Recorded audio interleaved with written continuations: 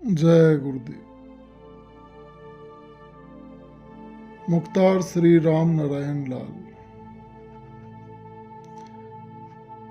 परम पूज्य स्वामी जी महाराज ने 10 जुलाई सन 1952 से आम सत्संग की शुरुआत की। आम सत्संग की शुरुआत बनारस से हुई।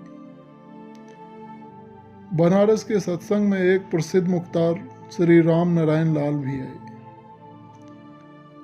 राम नारायण लाल जी का स्वभाव इतना मिलनसार था कि परम पूज्य स्वामी जी महाराज उनसे बड़े ही प्रसन्न रहा करते थे।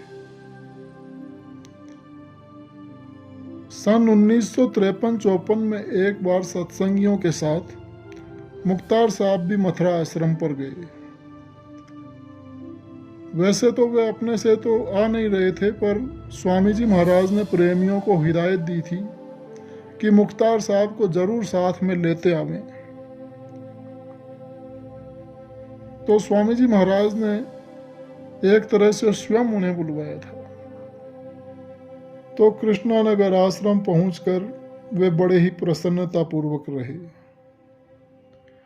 और जब अन्य प्रेमी आश्रम से वापस अपने घर जाने को तैयार हुए तो मुख्तार साहब भी तैयार हो गए। तब स्वामी जी महाराज ने उन्हें रोका और कहा कि तुम्हें 1 महीना यहीं रहना है। जब मुख्तार साहब ने स्वामी जी महाराज से ऐसा सुना तो वे बहुत बेचैन हो गए। दिन भर में वे कई बार स्वामी जी महाराज से वापस जाने को कहते, तो आखिर दयालु स्वामी जी महाराज ने उन्हें वापस बनारस जाने की इजाजत दे दी। पर उनसे विशेष रूप से और बनारस के दूसरे सत्संगियों से भी विशेष रूप से कहा कि 1 महीने तक अपने गांव हरगिज नहीं जाना।